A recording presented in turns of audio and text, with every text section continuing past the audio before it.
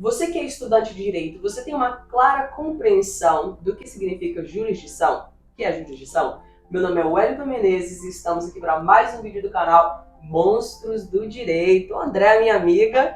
Olá você que nos acompanha, que é inscrita aí no canal Monstros do Direito. Boa tarde, estamos aqui numa tarde maravilhosa e com o monstro do direito, nosso professor, Dr. Roger Lippe. Doutor, seja muito bem-vindo ao canal Monstros do Direito mais uma vez. Que bom tê-lo aqui conosco. Obrigado mais uma vez, Wellington. Obrigado, André, pelo convite. Mais uma vez, reitero a minha estima por vocês e pela iniciativa de manter esse canal, que já é um sucesso. Obrigado pelo convite. Acho que hoje a gente entra num assunto técnico, né? E da outra vez a gente falou sobre algo que também é de suma relevância para o estudante do direito, mas não era de um assunto técnico. Meu nome é Roger Lippe, sou advogado, mestre em direito e é um prazer estar aqui com vocês. Então, hoje vamos estar com o tema jurisdição, né? E convido aqui, né, o professor Roger, que tem lugar de fala para falar desse tema, né, do direito processual civil, trazer essa contextualização histórica do tema jurisdição. Fale um pouquinho para a gente. Vamos lá. Eu acho que eu vou iniciar, o Wellington e o André, explicando o porquê da escolha do tema. Né? Entre tanta coisa que a gente podia estar falando, entre tantos assuntos interessantes que a gente poderia estar falando, por que nós pensamos jurisdição? Né? Eu entro nesse tema e explico esse tema porque esse é um tema que muitos alunos negligenciam. Negligenciam porque ele é visto geralmente, Wellington, lá no terceiro período, em Teoria Geral do Processo, quando a nossa maturidade acadêmica ainda não nos permite ter exata compreensão da abrangência do que é jurisdição. E aí os alunos têm uma falsa percepção de colocar tudo no mesmo saco e achar que jurisdição, processo e ação são as mesmas coisas. E ainda se confunde com competência. E quando ainda não acha que competência está dentro desse mesmo saco. Então, acho importante a gente conseguir ter a compreensão exata da dimensão e da abrangência desse tema, fazendo uma releitura que eu vou trabalhar com vocês aqui, histórica, e claro que o foco não é esse, mas para que a gente possa compreender como mudou o conceito de jurisdição e por essa razão a gente precisa rever esses aspectos que são de suma relevância para a aplicação do direito. Então vamos lá. Quando eu estudei jurisdição, e aí eu li um livro que eu acho que quem já é formado em direito, ou então quem fez TGP, é bem provável que o professor tenha indicado esse livro, que é um livro clássico dessa disciplina, que é da professora Ada Pellegrini, né? E nesse livro ela traz um conceito clássico de jurisdição que foi construído nas matrizes teóricas de Carnelucci. E Carnelucci explica a jurisdição de uma forma muito simples. Ele diz assim, olha, a atuação da jurisdição ocorre sempre que há um conflito resistido, ou seja, uma pretensão resistida, em outras palavras, um conflito, uma lide, aonde o Estado atua com uma substitutividade. Essa palavra substitutividade é o marco referencial para que Carnelucci explique o que é jurisdição, exemplificando, para que não reste dúvida, sempre que há um conflito, ou seja, eu digo, Wellington, essa caneca é minha, o Wellington diz, não, ela é minha, e a gente não consegue ter uma solução pacífica desse conflito, o Estado vem e substitui a nossa vontade, dizendo ou é minha ou é dele. A partir dessa pretensão resistida, nasce essa ideia de substituição de vontade das partes pela... o Edson já ganhou, jogou procedente, né? Ele tinha uma prova, né? Com substituto, um arcabouço probatório melhor que o meu, né? E então o Estado substitui a vontade das partes e coloca essa decisão, né? Pois bem, não está errado o conceito, obviamente não, o que late intelectual do Carnelucci para a gente querer questionar, mas como tudo na vida evolui, ou pelo menos progride, não que isso seja bom, né? O câncer evolui, mas não é bom. Não é bom, né? Então, veja, ainda assim a gente precisa fazer uma adaptação desse conceito de jurisdição diante dessa pós-modernidade que nós vivemos. E aí, então, é que entra essa ideia de fazermos uma releitura do conceito de jurisdição de acordo com aquilo que então hoje é aplicado no direito. É a partir disso que a gente precisa então estabelecer duas premissas básicas, Wellington. Duas premissas básicas, que é duas características, não é isso? Não dá para falar de jurisdição sem partir desse ponto de partida. Então eu vou te pedir que fale a primeira característica e que a Andréia fale a segunda. Vamos lá, Wellington, qual é a primeira? Essa seria a primeira característica. E a Andréia? Monopólio do Estado. Pois bem, vejam só. Nós vamos partir de uma premissa metodológica de que do meu lado de cá está a inércia e que do meu lado de cá está o monopólio do Estado. Então vejam só, quando a gente fala que a jurisdição é inerte, a gente fala que ela trabalha sob encomenda. Pensa a jurisdição como estou no lucro, como o iFood. Eu estou com fome, eu quero comer, eu sei que lá tem os lanches, mas se eu não pedir, se eu não provocar, o lanche não vai chegar. É o interesse das partes. Não vai. A jurisdição é a mesma coisa. A jurisdição, ela atua quando ela é provocada. E o que provoca a jurisdição é a ação. Por isso, não confundir jurisdição com ação. Tema que vocês podem abordar em um outro momento. Então, vejam só. A jurisdição, ela é inerte porque ela precisa ser provocado. O que tira ela da inércia, o que faz ela se movimentar é a ação, a demanda, certo? A gente tem que partir dessa premissa de que jurisdição ela é inerte. Perfeito? A Clara está aqui. Agora, do meu lado de cá, está outra característica de suma importância. A jurisdição, ela é um monopólio do Estado. Então vejam só, quando a gente diz que a jurisdição ela é um monopólio do Estado, isso nos acarreta consequências jurídicas. Exemplo, isso nos acarreta a vedação daquilo que a gente entende como autocomposição, né? Ou então nem a autocomposição, mas melhor explicando, a autotutela. Okay. É isso? Ou seja, a autotutela, ela tem lugar no direito, sim, mas em caráter de exceção.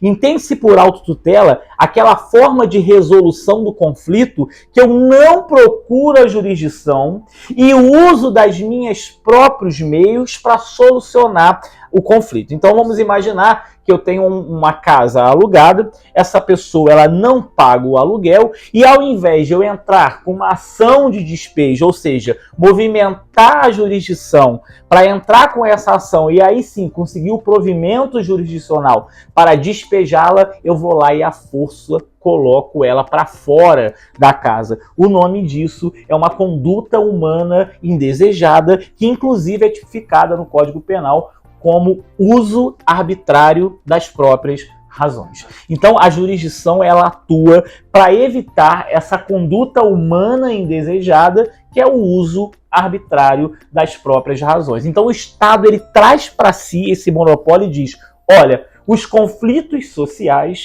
eu resolvo. E eu irei terceirizar isso para o jurisdicionado, para o cidadão, para a pessoa, nos casos em que eu vou prever em lei. Exemplo, legítima defesa, né? Legítima defesa da posse, estado de necessidade. Então, então, veja, em alguns momentos eu transfiro isso para não ter direito de greve, eu transfiro para o cidadão essa possibilidade do atuar em defesa dos seus direitos, independentemente da atuação do Estado. Então vamos lá, recapitulando para que a gente possa partir desse pressuposto, dessa característica. A jurisdição ela é inerte, ela só trabalha sob encomenda, a jurisdição ela é um monopólio do Estado. Perfeito? Certo. Claro? Claro. Então, Dr. Roger, você mencionou aí nessa evolução histórica, né, que tem se evoluído também, né, a jurisdição em si, as características, né, apresentou para a gente, e traz um pouquinho referente a esse conceito de jurisdição, então, nesse âmbito aí mais moderno da doutrina. Então, vamos lá. André, eu costumo repetir um mantra em sala de aula, e costumo repetir um mantra para mim. Né? A gente que escolheu a carreira jurídica, a gente nunca para de estudar. Isso é algo que a gente ouve, acha que é um bordão jurídico, mas é uma verdade. A todo tempo né? Uma vez que o direito ele é uma promessa de pacificação da sociedade, e a sociedade é mutatis mutante, ela muda todo o tempo, ele precisa estar se adequando e a gente estudando. Então, um bordão que eu utilizo é: conceitos salvam vidas. Quando eu digo isso, na sua vida acadêmica, há alguns pressupostos que você precisa compreender. Ou seja, eu preciso saber conceitos. O estudo jurídico, ele parte a partir dos conceitos. Por quê? Geralmente é a partir do conceito que todo o desdobramento daquele instituto jurídico vai acontecer. E é exatamente o que acontece em jurisdição. Antes de a gente explicar o conceito de jurisdição, a gente tem que estabelecer a forma de compreensão da jurisdição. O que eu quero dizer? Olha só, não dá para entender jurisdição a partir do conceito. Eu preciso fazer um caminho complementar. É assim: eu tenho o conceito e a partir dos elementos que eu encontro no conceito e eu desdobro os elementos, ao final eu teria um produto conceitual que é jurisdição. Por analogia, é qual estudar o devido processo legal. Sim. Eu não consigo entender o princípio do devido processo legal sem entender que esse núcleo existencial de garantias processuais é juiz natural, contraditório, ampla defesa, adequação, efetividade, cooperação. Ou seja, é a soma disso tudo que vai dar o produto devido processo legal. Então, é a soma de institutos jurídicos que estão dentro do conceito de jurisdição que vai nos dar essa exata compreensão moderna de uma releitura do conceito de jurisdição. Então, pega o conceito como um todo e faz aí, né, esmiuçar o conceito em parte. Isso, a gente fatia o conceito. Se a gente tivesse uma aula de anatomia, é como se a gente pegasse um bisturi invisível e fosse cortando esse conceito, e a partir desse conceito a gente fosse desmembrando, para que no final a gente fizesse uma conjunção disso tudo e falasse assim: não, agora sim eu consigo ter a exata dimensão e amplitude do que é jurisdição. Tá claro até aqui? Claro. Perfeito. Muito claro. Muito claro, né? Ainda que não tivesse, eu não ia dizer que não. Não, mas ficou claro. Tá? Eu pedi para explicar novamente. Então explica novamente. Isso é verdade. Agora, eu pediria. Eu peço, mesmo gravando.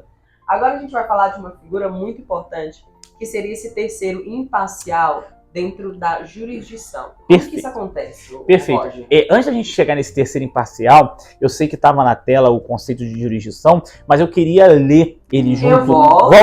Eu queria ler ele junto com os nossos colegas, né? Para que a gente possa então entender. Olha o que significa jurisdição. Jurisdição é um poder atribuído a um terceiro imparcial de realizar o direito de forma imperativa e criativa, reconhecendo, protegendo, efetivando situações concretamente deduzidas, em decisão insuscetível de controle externo e com aptidão para torná-lo indiscutível. É a partir disso, velho, que a gente vai recortar esse conceito. E aqui a gente precisa também dar autoria conceitual. Né? Esse conceito foi retirado daquele que a gente pode dizer que é o Papa hoje do processo civil brasileiro, que é o professor Fred Didier. Eu costumo dizer e brincar que quem não consegue compreender o direito processual civil a partir das aulas, né, do professor Fred Didier, dificilmente vai compreender com o outro. Ele é de uma clareza metodológica, né, absurda, no que pese o livro dele não ser tão simples em uma fase de graduação. Né? A gente encontra literaturas de uma escrita mais fácil, porém, eu acho difícil você conseguir fugir da doutrina do Fred Didier no Brasil para estudar o processo civil brasileiro, uma vez que o Fred Didier foi um mentor intelectual, um dos mentores intelectuais do Código de Processo Civil de 2015. Então vamos lá. Uma vez que a gente já sabe o conceito, está na tela, vocês acompanharam, a gente vai então agora fazer essa fatia do conceito e eu vou responder aquilo que o meu amigo Wellington perguntou, o que é ser terceiro imparcial. Vamos começar a entender o que é terceiro. Terceiro é aquele que não é parte. Vejam só. Se o Wellington e a Andréia têm um conflito, Temos muitos. Muitos conflitos. Para que eu possa solucionar esse conflito, a primeira coisa que eu preciso compreender é que quem vai selecionar esse conflito é um terceiro, ou seja, terceiro é aquele que não é parte. E a jurisdição, a atuação do terceiro é o Estado juiz. Quem compõe essa ideia de terceiro é o Estado juiz. Só que esse terceiro, veja, ele vem qualificado. Né? Esse terceiro, ele vem com um predicado especial, que é a imparcialidade. Não é isso? Eu sei que a gente pode perguntar a uma criança o que é ser imparcial e ela nos dá um conceito de imparcialidade a partir do conhecimento do senso comum, né? Mas a partir da técnica do direito, a imparcialidade ela se subdivide em imparcialidade objetiva, que é o quê? Não ser parte, né? Eu não tenho, subjetiva, desculpa, que é não ser parte, eu não sou sujeito do conflito, mas também é objetiva. Além de eu não ser sujeito, eu não tenho interesse jurídico na solução daquele conflito. Então vejam só, eu posso ser um juiz, né, um terceiro imparcial que representa o Estado na figura do magistrado, e eu, apesar de ser terceiro, ter interesse jurídico na decisão da causa, uma vez que o conflito em que está sendo discutido, uma das partes, ou na qualidade de autor ou réu, é a minha mãe, é o meu pai, é o meu irmão, é minha namorada, é minha esposa, e então a gente acaba tendo uma confusão. Então, ser terceiro tem a característica de ser uma pessoa que não é parte e que não tem interesse jurídico na decisão daquele conflito. Porque, relembro aqui, a ideia de substitutividade que Carnelucci traz é exatamente a atuação desse terceiro imparcial. Sim, então, no caso aqui, não pode incorrer nem nos artigos 144, nem 145 do CPC. Perfeito, Wellington. Sobre isso. impedimento e suspeição. Veja como é que a construção do pensamento jurídico, ele tem um percurso metodológico. Então veja, a gente está estudando jurisdição, a gente vê terceiro imparcial, jurisdição está mais ou menos lá no artigo 16 do Código Civil para frente, não é isso? Aí depois disso a gente vai ver que desdobramento desse terceiro imparcial é o princípio do juiz natural, né? Para que então a gente possa compreender que há regras no Código de Processo Civil que garante essa imparcialidade, que é o impedimento e a suspeição. Então veja, se alguém te pergunta numa prova qual é o fundamento jurídico do impedimento e da suspeição, você pode buscar no juiz natural enquanto princípio, enquanto norma? Ok, mas olha que interessante quanto você enriquece se você falar assim, olha, mas lembrando que o juiz natural atua na jurisdição, e jurisdição traz o seu conceito como ser uma função atribuída a terceiro imparcial. Há um percurso metodológico a ser seguido, por isso que nós precisamos ser técnicos.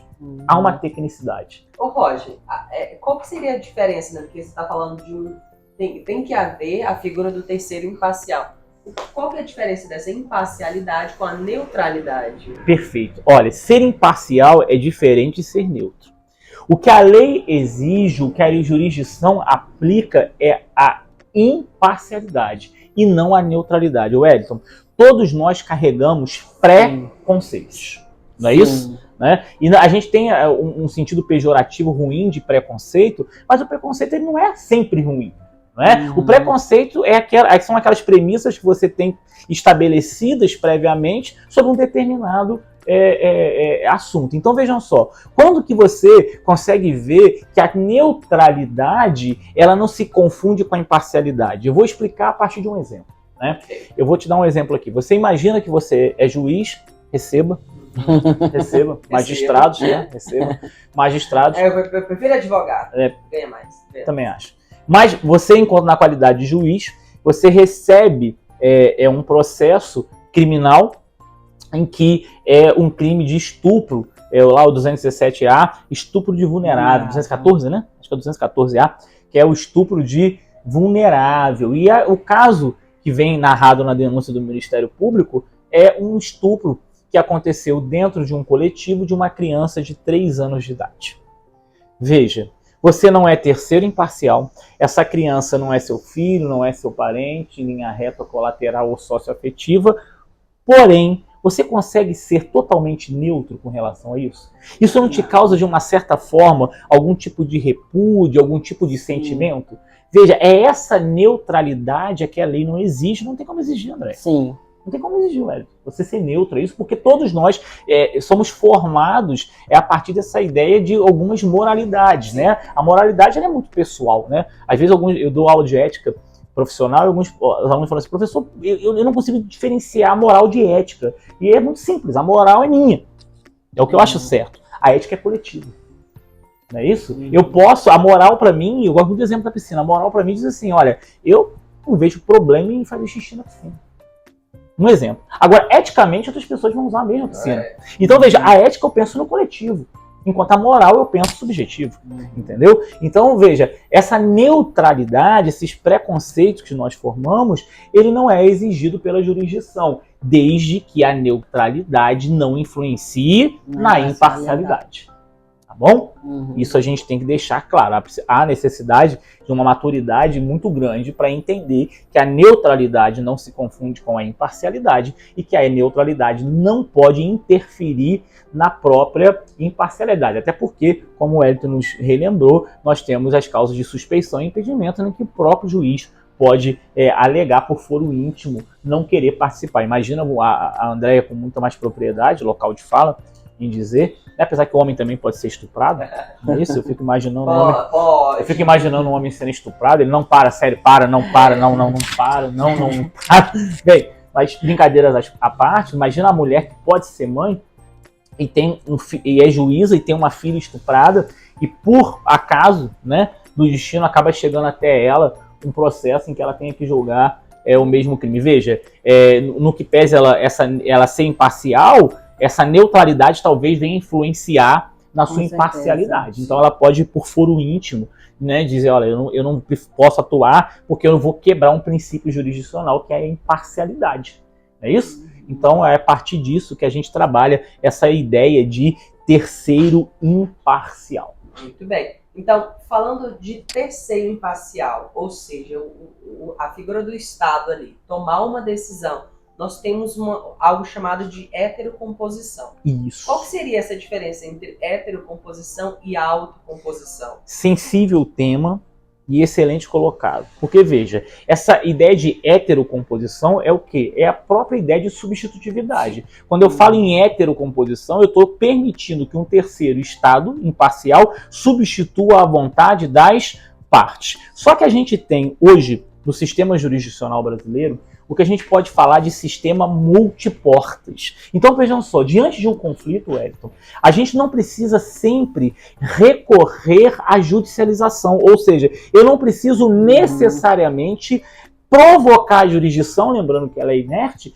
para que ela resolva aquele conflito. O conflito que nós tínhamos de posse sobre a caneca poderia ser resolvido pela substituição de nossas vontades pela jurisdição, mas nós poderíamos chegar em um método alternativo de solução de conflito, que aqui, né, eu prefiro ser mais técnica, e é que eu acho que o professor Fred Didier, ele coloca muito bem essa expressão, muito bem colocada, porque a gente costuma ver na doutrina como meios alternativos de solução de conflito, tratamento adequado ao conflito, mas ele trabalha como equivalentes jurisdicionais. Olha que sacada.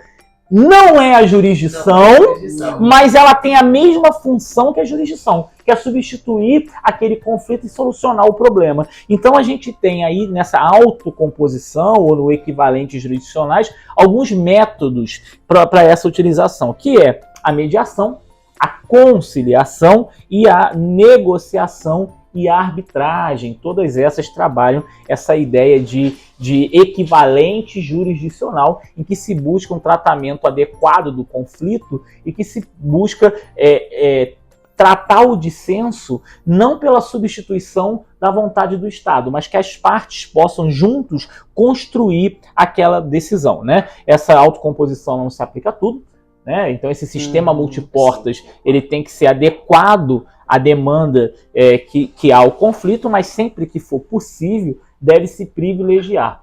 Há uma cultura muito grande da judicialização no Brasil. Né? Há uma cultura muito grande da judicialização pelo dano moral, uma indústria.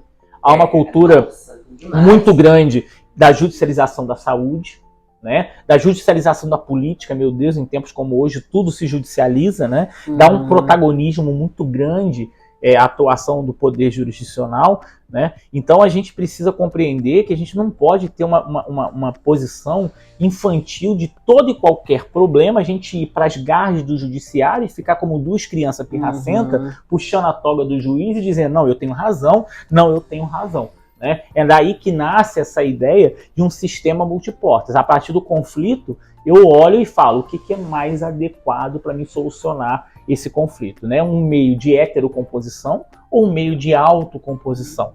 Né? Então a gente tem hoje essa atuação muito bem colocada, muito bem lembrada por vocês, que tem tudo a ver com o conceito de função atribuída a um terceiro imparcial, porque seria uma forma de exceção a essa ideia. Ok. Tanto a heterocomposição quanto a autocomposição fazem coisa julgada? Ou não? Wellington, sim.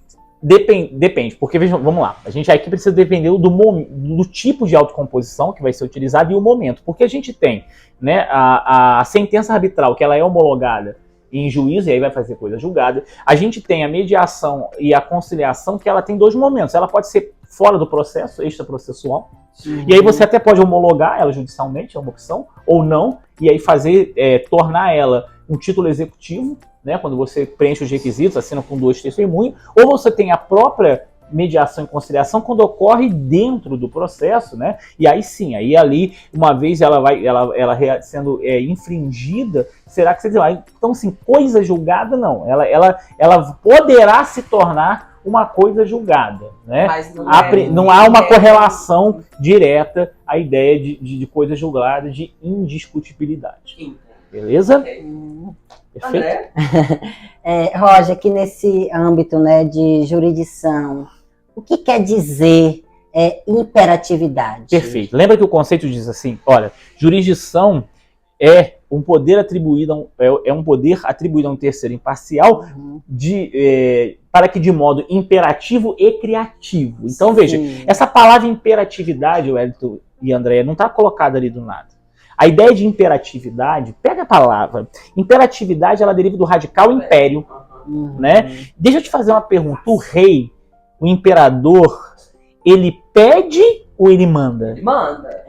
Ele manda. Então vejam só, quando a jurisdição atua, não é um ato de recomendação. Você está entendendo? Quando a jurisdição atua e ela diz a caneca é do Wellington, ela não está me recomendando respeitar a posse do bem imóvel do Wellington, ela está me ordenando. Ao ponto de haver também a criminalização pela desobediência da ordem judicial. Não é isso? Essa conduta humana indesejada de eu não respeitar aquilo que foi substituído pela jurisdição é inclusive crime. Não é isso? Então, assim, a ideia de imperatividade é essa ideia do atuar do ato de império. Né? A jurisdição é um ato de império. A norma ela é imperativa. Né? E a gente precisa entender que a jurisdição ela é um ato de império do Estado, ela não está recomendando. Né? Talvez essa compreensão, quer dizer, o óbvio, se dá uma cultura que eu particularmente, a gente consegue ver de forma mais latente no ordenamento jurídico brasileiro. Aqui a gente tem uma cultura, e aí essa expressão vocês já ouviram, lei que pega e lei que não pega. Isso é uma coisa que, se você tentar explicar isso, por exemplo, para uma pessoa que tem a formação jurídica no direito alemão, ela não consegue nem compreender. Porque assim, lei é lei. Tem que ser cumprida. Então, a atuação da jurisdição, ela deve ser cumprida. Né? Eu já tive a atuação enquanto advogado em processo, que sai a decisão judicial e a gente tem que comunicar o cliente, olha, tem que fazer o cumprimento, tem que fazer a entrega do bem, né? Numa cautelar, por exemplo, de arresto ou sequestro de um bem, tem que fazer a entrega de determinado bem, e ele fala assim, não, eu não vou entregar. Veja, não é um pedido, é uma ordem. Tá? Então a ideia de imperatividade é essa atuação do poder estatal não como recomendação, mas como obrigação. Dever fazer, dever pagar, dever fazer ou dever não fazer, a depender do provimento jurisdicional ali colocado na sentença, na decisão judicial prolatada, né? Não vamos usar sentença, vamos colocar o gênero decisão judicial, porque em sede liminar ou qualquer outro tipo de decisão. Na verdade, é o que na autocomposição não dá, né, Roger? Porque na autocomposição você, né, as partes ali podem fazer essa negociação, chegar em um comum acordo, né? Já que na hetero não. A partir do momento que você não concorda, né, nesse conflito de interesse, e a outra parte também não resolve, né, essa lide no judiciário, aí agora já não cabe, né, se eu aceito a decisão ou se eu não aceito. Ali, né, na decisão, eu tenho apenas que obedecer. Não há margem para negociabilidade na decisão judicial, não é isso? A margem para negociabilidade, ela encontra-se aonde? No acordo, na autocomposição. Aqui, quando a jurisdição é chamada a atuar, e uma vez que ela é monopólio do Estado, o Estado é ato de império, o Estado não recomenda, o Estado manda. O Estado não recomenda você pagar o IPVA, o Estado diz, você tem que pagar o IPVA.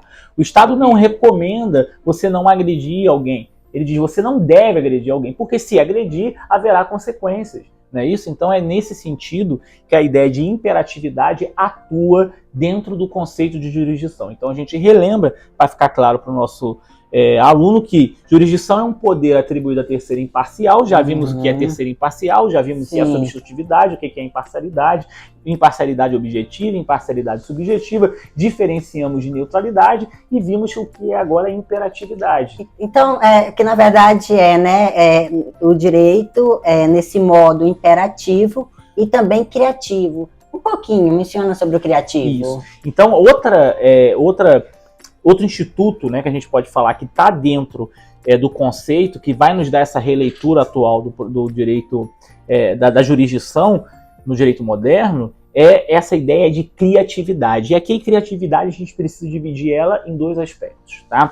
Quando eu digo que a jurisdição ela é criativa, o primeiro aspecto é que a jurisdição ela cria a norma para o caso concreto. Então, vejam só, a partir do conflito entre a Andréia e o Wellington, do pagamento da pensão alimentícia, certo? Veja, quando o Estado atua nesse caso, ele cria uma norma para o caso concreto. Veja, ele é criador de norma, porque ele estabelece que todo dia 5 o Wellington deverá pagar o montante de 20% do salário mínimo. Então, veja, ele está criando uma norma entre autor e réu.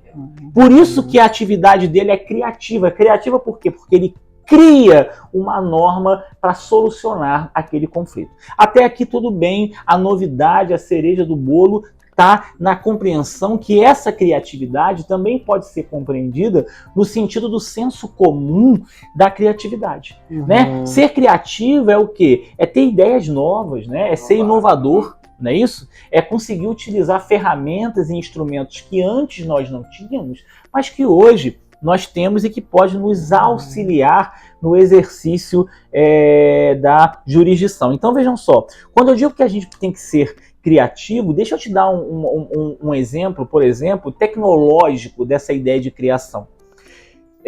Vocês vão sentir isso, talvez já sintam, mas já acho que vai ficar mais latente quando começarem a escrever sobre o direito, ou seja, em trabalho de conclusão de curso, seja em peça jurídica, quando estiverem advogando, vocês vão começar a compreender que entre aquilo que a gente quer falar e aquilo que a gente coloca no papel, há uma maior dificuldade, via de regra, de você ser compreendido por aquilo que você escreve do que aquilo pelo que você fala. E há uma coisa no direito chamada despacho auricular, que é aquilo, ou seja, eu teria que pegar o meu carro, né, ir até o fórum, encontrar o juiz que lá está, para pedir que ele, e aí é uma prerrogativa do advogado, né, ele precisa lhe receber, para que você possa exercer então um esclarecimento, não uma consulta, porque a jurisdição não é órgão consultivo, mas você precisa esclarecer algo que seja mais complexo, que aquela demanda exige. Então, a partir disso, olha que interessante o uso da tecnologia. Por que eu não gravo um vídeo? Né? Já que os processos, na grande maioria, eles já são judiciais, por que eu não gravo um vídeo, gero um QR Code e peticiono para o juiz solicitando que ele tenha essa possibilidade de compreender, né? Eu exerço o contraditório a partir dessa gravação de forma criativa. O que é ganha tempo? o próprio o magistrado, que ele pode assistir esse vídeo de qualquer lugar e a partir dali, por exemplo, fazer o despacho daquele pedido que a gente faz, e do próprio advogado. Então isso é ser criativo. É criativo porque utiliza o quê? O recurso tecnológico. Agora, pode ser criativa também porque a gente sabe que a jurisdição, ela não pode se negar um provimento jurisdicional. Então, às vezes, por mais que eu não tenha descrito no ordenamento jurídico uma regra ou um princípio que se adeque diretamente àquele conflito que nasceu, a gente pode fazer isso por um ato de criatividade, ser criativo, né? Veja, hoje a gente tem um instituto jurídico chamado guarda compartilhada, não é isso? E a gente tem uma modificação muito específica com relação à natureza jurídica dos PETs, né? Então, assim, o PET hoje, ele está numa categoria que a gente fala sui generis, né? Ele não é somente uma coisa, né? Ele não é somente um semovente, né? Ele tem características e direitos que uma cadeira, por exemplo, não tem. Né, como maus tratos. Eu nunca vi uma cadeira, né, ser sujeita de direitos de maus tratos, não é isso?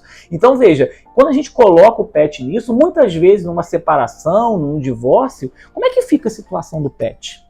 Quem fica com a Quem guarda fica dele? com o cachorro? Quem fica com o gato? Né? A guarda. Veja, o juiz, ele tem que solucionar aquilo. Como é que ele vai solucionar? De forma criativa. Como é que ele vai ser criativo? Por analogia, ele aplica a guarda compartilhada.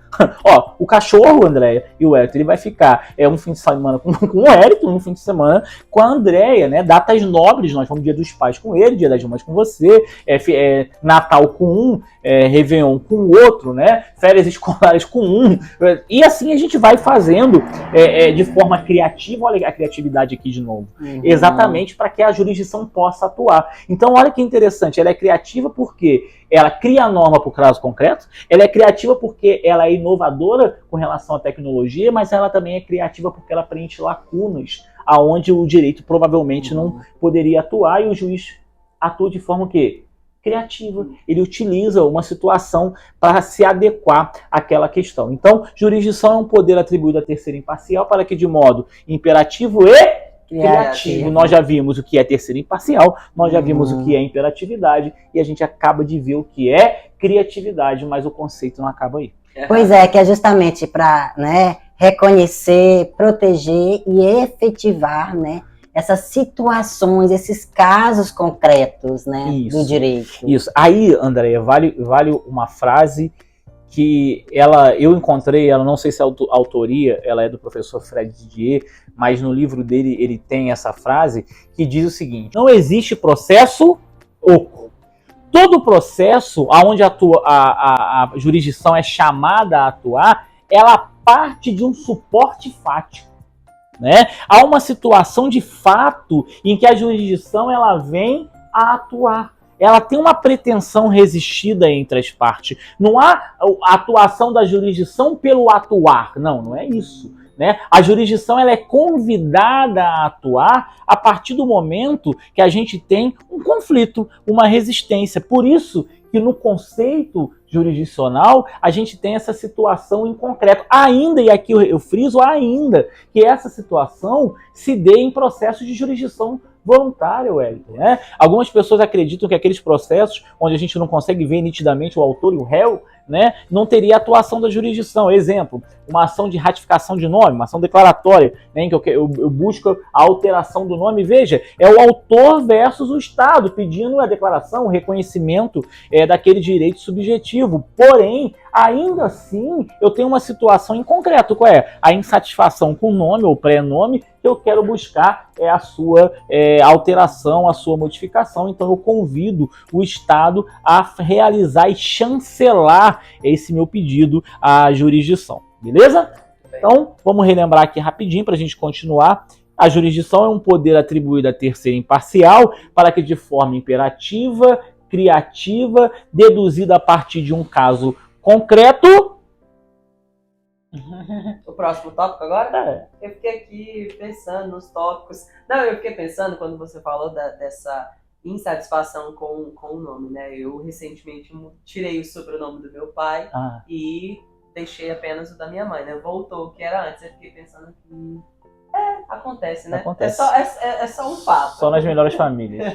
Vamos para a próxima parte, que seria essa insuscetibilidade de controle externo. O que seria isso, Roger? Pois bem, quando a gente fala que a jurisdição é chamada a atuar, e a gente explicou que a jurisdição é um poder, que é um monopólio do Estado, não é isso? Que é um ato de império do Estado, ela não pode sofrer controle externo. E quando eu estou falando aqui em controle externo, a gente precisa se recordar que eu estou dizendo a um dos elementos que compõem o Estado. Ou seja, a jurisdição ela é soberana, né? Aquilo que é decidido pela jurisdição, quando ela chama a ser atuada e ela substitui a vontade das partes, não venha com papos de porque então recorre ao Tribunal Penal Internacional, ao Tribunal de Nuremberg. Peraí, eles têm competência específica, né, para atuar em determinadas situações.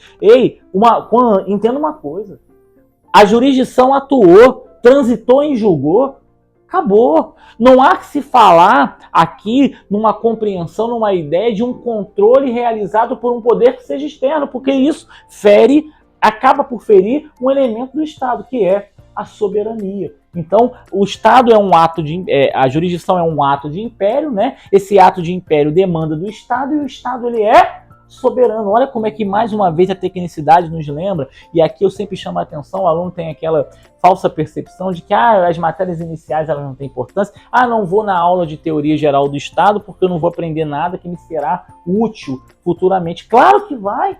Né? Quando você vai lá estudar os elementos do Estado que compõem, né, a criação do Estado, povo, né, território, soberania, então veja que é um desdobramento da soberania, né? Só tem a possibilidade dessa decisão, né, não sofrer um controle externo, porque ela é um elemento, porque ela é proferida pelo Estado, e o Estado tem uma característica de ser soberano, né? Então está tudo interligado, né? A gente estuda o direito fatiado, a gente estuda o direito por matérias, por uma questão de compreensão metodológica, porém, entretanto, contudo, todavia, ele é uma coisa só, né? Agora, estudar ele de uma forma direta, sem fazer essas fatias, essas divisões, tornariam ele muito mais complexo do que é. E aqui, só puxando um parênteses, Wellington, nada contra, tá?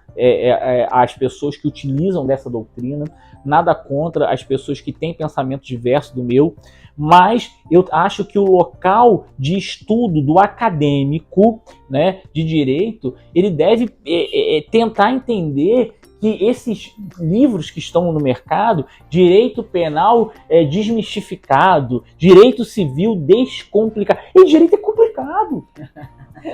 Sabe, não é simples. Eu posso te explicar com uma metodologia mais simples de você entender, mas isso não significa que ele é simplório, né? Que ele é mobral. A explicação pode ser mobral, né? Eu posso tentar torná-lo o mais fácil possível, né?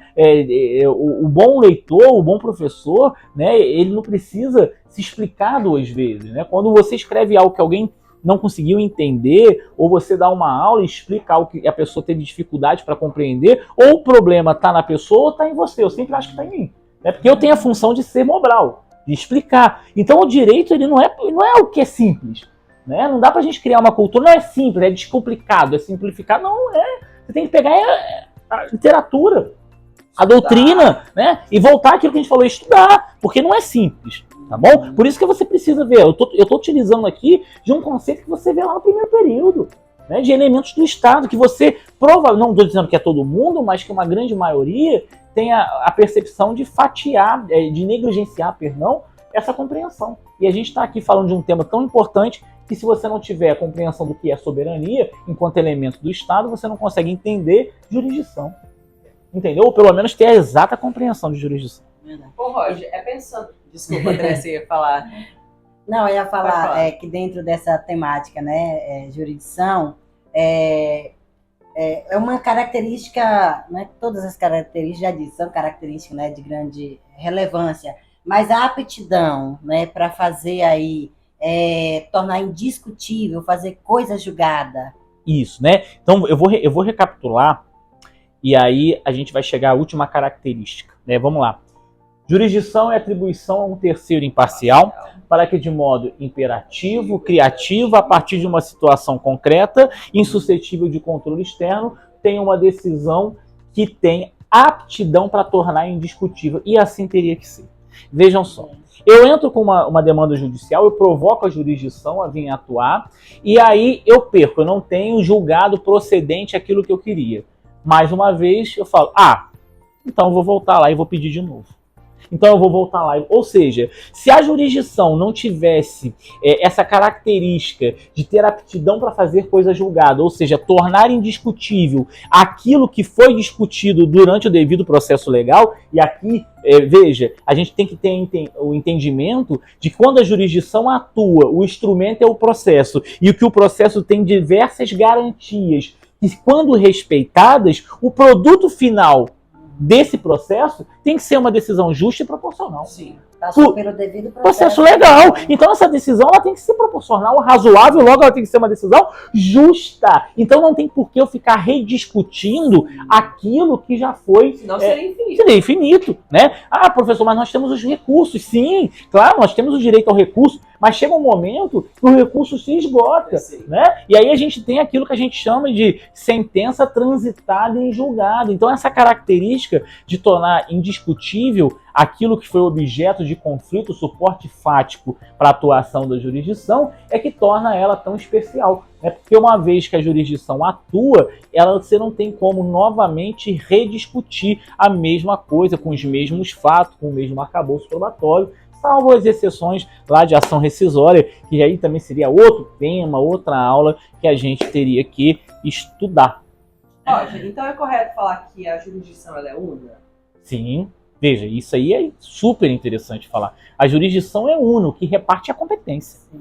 Né? A atuação do juiz de primeiro grau de Codó, no Maranhão, e a atuação do Barroso no STF, enquanto jurisdição, ela é una, ela é a mesma. Né? O que há é uma repartição por competências, né? Que aí também é outro tema.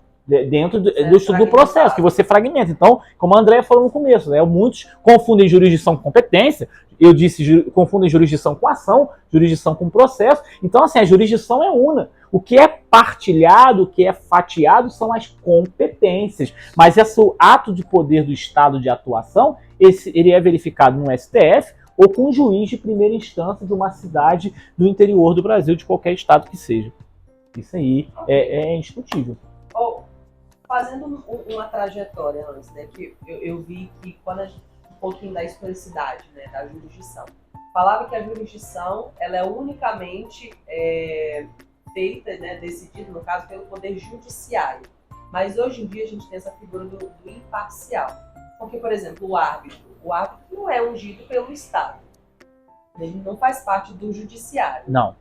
Então, seria incorreto continuar com esse pensamento de que é única e exclusivamente Wellington, assim, a gente tem a sentença arbitral, né, que seria uma espécie de justiça privada, né, onde a gente elege sobre o privilégio, né, que acho que a grande vantagem da arbitragem, se comparado ao modelo jurisdicional convencional, é o quê? É a ideia de que você pode manter aquilo em sigilo, enquanto na jurisdição a gente tem o princípio da publicidade. Né? Então, quando você pode preservar essas informações, né? Então, assim, é muito interessante. Para grandes empresas, né, que quer discutir, por exemplo, um contrato, você imagina aí a Samsung discutindo um contrato com a Avan, né, do preço da compra de um lote imenso aí de televisores. Né? Então, eles vão colocar ali, se tem a atuação da jurisdição, incide a publicidade, todos ficam sabendo. Né? Então, de fato, a gente tem esse modelo, que é um equivalente jurisdicional, mas lembre-se, né, a sentença arbitral é homologada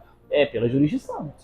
Então, a gente tem, no final, a chancela jurisdicional. E a todo momento essa sentença arbitral ela pode ser questionada quando não respeitada alguma garantia, né? Então, assim, a jurisdição ela sempre poderá ser provocada. Não há aqui óbices, né? Não há aqui barreiras que impedem a jurisdição. Outro princípio, que é o princípio da inafastabilidade do poder jurisdicional. Então, veja, ainda que mais estapafúrdia que seja o meu pedido, que eu queira provocar a jurisdição, eu posso. Né? Porque a jurisdição, ela tem, ainda que ela vá me negar, ela tem que se manifestar. E aí a gente pode chegar na ideia de competência e una, que é aquela ideia do incompetente, ou seja, a jurisdição, ou então o juiz incompetente, ele tem uma competência mínima que é se julgar incompetente. Veja como é que ele atua, né? Mas eu não tenho competência para atuar jurisdicionalmente nesse caso. Não, você tem um mínimo de competência, que é se julgar incompetente, né? Então a gente consegue ver essa atuação. Gente, um tema maravilhoso. A gente começou aqui a nossa gravação com um sol de rachar. Verdade. Agora o céu tá caindo no mundo, água de cavalo bebê em pé. Ok. André, quer falar alguma coisa antes da gente finalizar o vídeo? Eu só quero muito antes de finalizar, agradecer ao Roger por mais uma vez estar aqui conosco, trazendo um tema tão legal quanto esse e de sua importância, principalmente para quem está aí na carreira jurídica, né? Para gente que está na faculdade e até para pessoas que já são formadas que não sabem muito bem sobre isso. André? O Roger, que já é um parceiro, né, do canal Monstros do Direito. Eu sei, né, que você vai retornar mais vezes, porque é sempre um grande aprendizado estarmos aqui com você, né, para mim, o Wellington, e também para quem, né, acompanha a gente. Então, em especial, né, os acadêmicos mesmo do curso de Direito, a gente precisa dessa constante busca pelo aprendizado, Roger, porque a gente ouvindo uma vez, ouvindo duas vezes, entendeu? Na terceira vez a gente já começa a entender melhor o assunto. Eu sei que também é assim, né? Eu penso no geral dos acadêmicos do direito, porque é um curso bastante complexo. Tá bom. Roger, deixa uma mensagem para os alunos de direito que estão nos assistindo. Deixa. Bem, antes de deixar a mensagem, obrigado, Hélio, mais uma vez pelo convite, Andréia, mais uma vez, de novo reitero a minha parabenização pela iniciativa que vocês estão tendo, né? Eu acho que é louvável essa iniciativa, vejo que o canal está crescendo em números, né? É muito legal acompanhar a ascensão de vocês, né? Depois que vocês estiverem com grandes projetos maiores, vão aparecer muitos batendo no ombro de vocês e dando parabéns, né? E esse reconhecimento, ele é muito simples, né? Mas quem acompanha o processo é que sabe como tem que ser feito. Então, eu queria deixar uma mensagem para vocês. Estudem, né? Conhecimento é poder. Estudar é algo que você pode se arrepender de muita coisa na sua vida, mas eu tenho absoluta certeza que esse ato de estudar, que é um ato solitário, acredite, né? Ele é um ato solitário. O ato de estudar é só. Você pode sentar para estudar com um colega, mas a aprendizagem vai depender muito do seu esforço, né? Não desistam, não parem, o tempo vai passar da mesma forma. Entendo que o ato de estudar por excelência, na verdade a excelência, ela não deve ser uma prática em sua vida. Você não vai conseguir ser um estudante excelente, um atleta medíocre ou vice-versa. Quando você tem a excelência como meta de vida, tudo aquilo que você faz, você busca a excelência. Então seja um aluno excelente, né? Continue estudando, buscando conteúdo, informação, assistam mais vídeos, questionem, comentem, mas não substituam o estudo clássico da doutrina, não negligencie isso, porque é isso que irá te criar esse território, essa base sólida para que você possa alcançar novos degraus, novos graus e assim continuar caminhando, tá bom? Obrigado. Muitas palavras, né? E aqui a gente encerra o nosso vídeo. Desde já agradecemos a todos que estão aqui conosco desde o início do vídeo. E é isso. Tchau! Tchau!